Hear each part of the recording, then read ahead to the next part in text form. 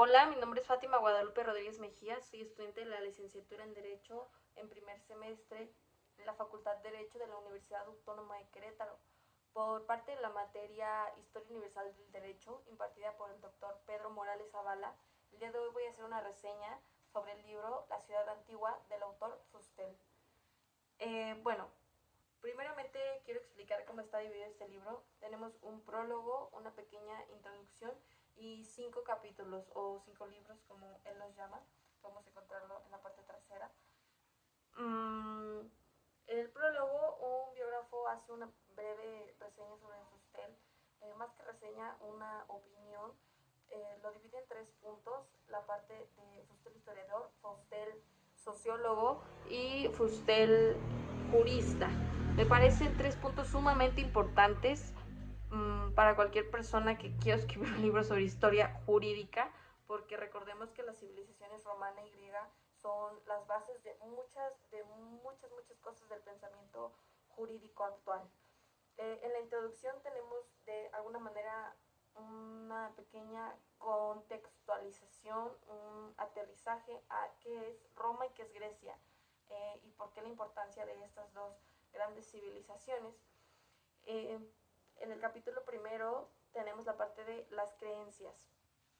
Un capítulo muy importante para entender la primera visión de los romanos, la importancia que ellos le veían al culto de sus muertos, de sus dioses, a sus creencias tan arraigadas.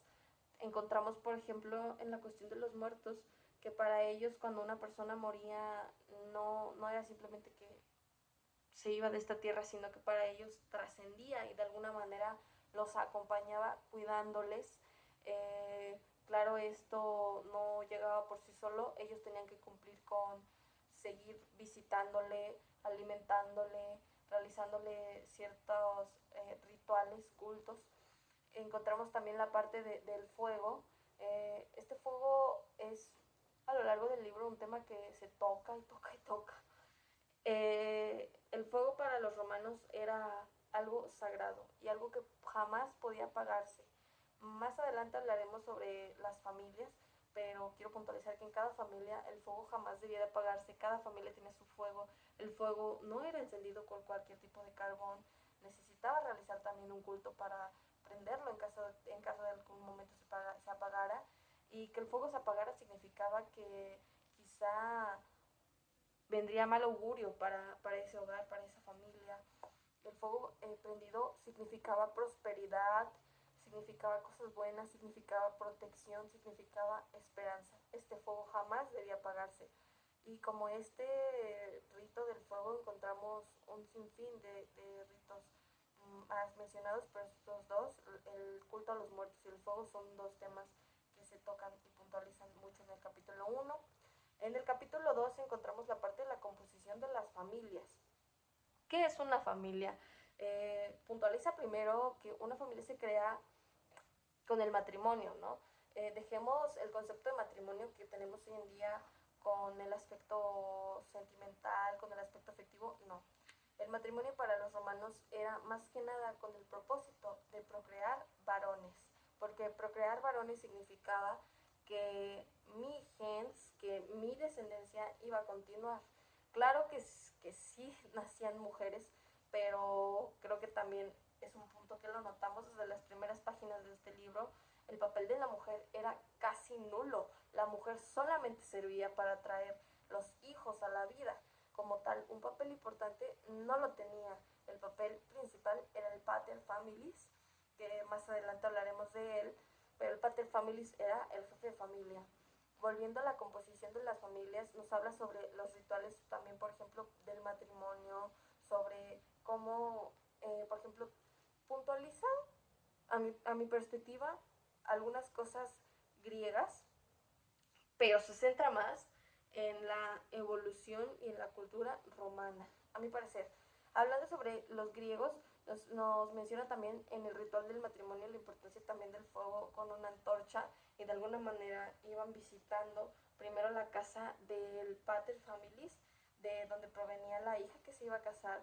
Después visitaban el lugar iban a vivir y después visitaban el lugar del marido.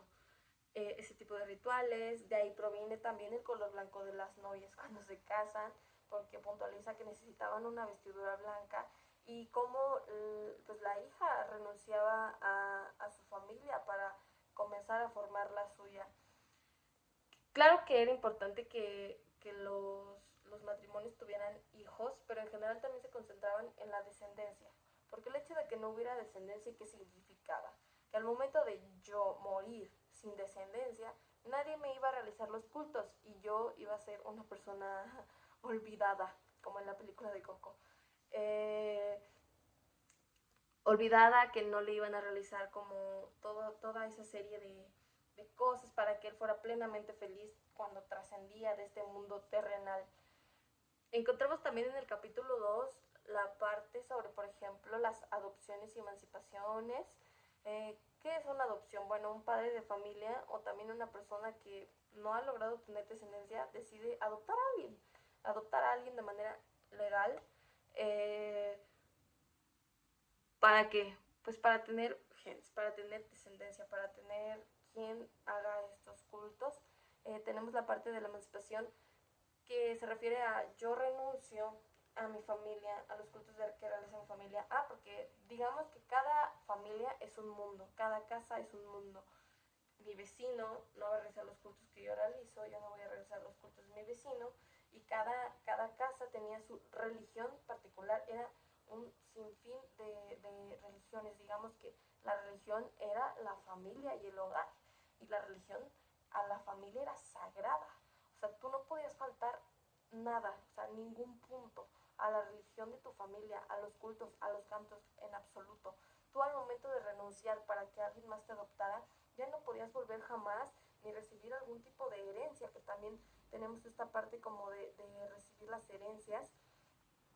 En el capítulo 2 cómo se hacía, a qué se refería, por ejemplo, en el aspecto terrenal de territorios, lo que eran el pater families, ahora a quién le corresponde. Y también tenemos, por ejemplo, conceptos como cliente. Cliente es una persona extranjera que llegaba a Roma y era adoptada por alguna familia.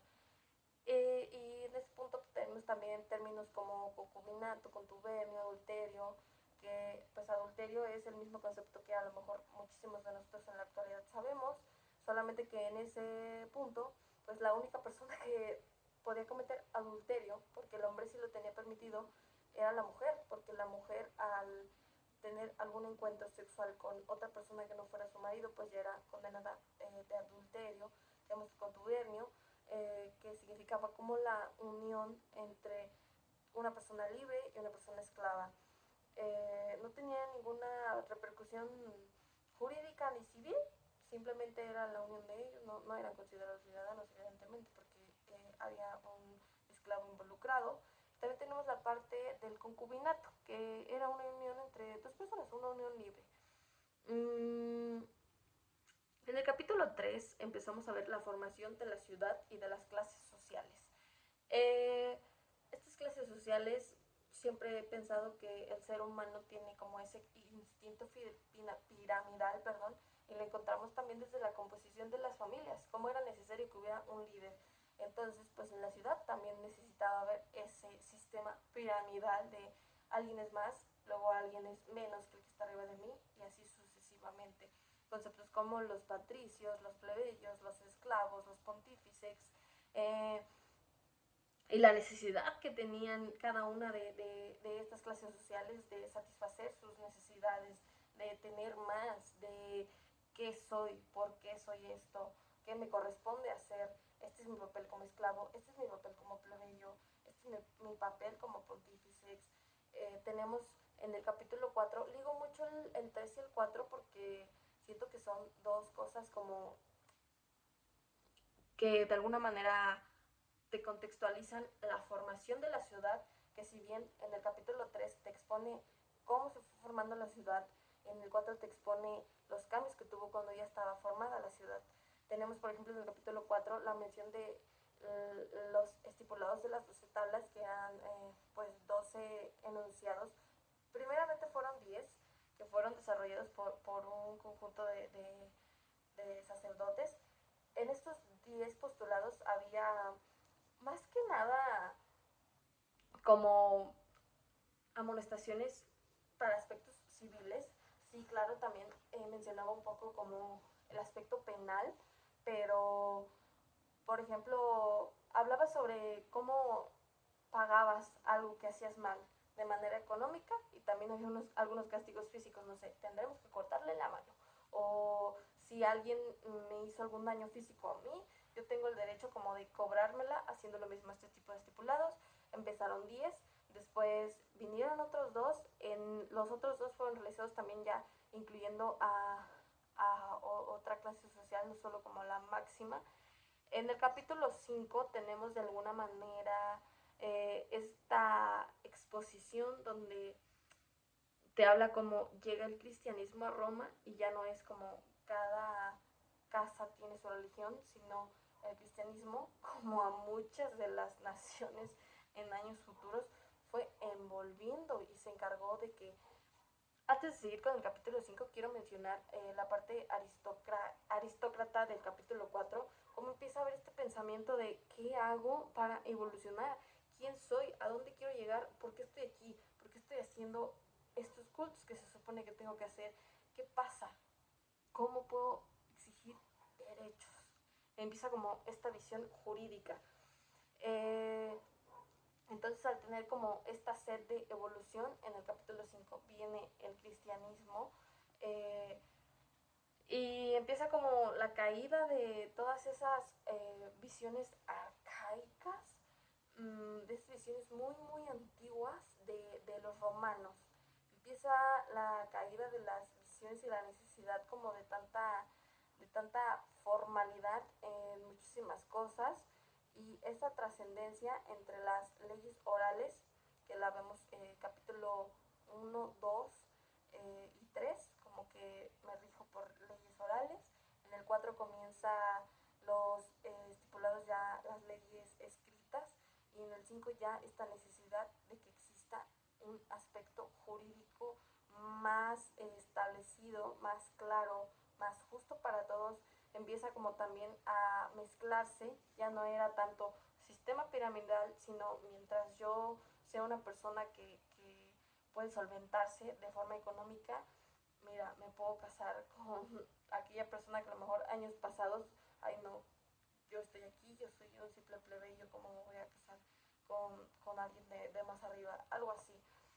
Eh, Me parece sumamente importante el libro de Ciudad Antigua si eres estudiante de primer semestre, si estás llevando la materia de Derecho Romano. ¿Por qué? Porque creo que para un jurista es importante conocer sus bases y conocer de dónde viene el pensamiento jurídico, dónde nació. Muchas de las leyes que tenemos actualmente, tanto en México, en Estados Unidos y en muchísimas naciones más, están regidas, formadas desde el pensamiento de nuestro pasado que es el inicio de este pensamiento. Mm, ¿Lo volvería a leer? Sí, volvería a leer La Ciudad Antigua porque considero que cada vez que lo vuelves a leer encuentras un concepto nuevo, encuentras un, un, un aprendizaje diferente para dichos aspectos, dígase cómo se conformaban, por ejemplo, las familias, cómo empezó a existir el término de la ciudad, este sistema político, sistema económico, cómo empezaba a generarse la necesidad de que hubiera castigos para aquel que obraba mal. Eh, a grandes rasgos, puedo decir que aprendí mucho de la civilización romana.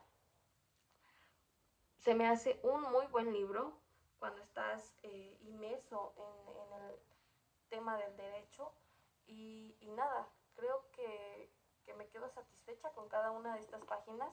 Volveré a leerlo una y otra vez. Creo que es uno de los primeros libros que nos van a servir como herramientas y agradezco al profesor Pedro por la indicación de realizar este trabajo.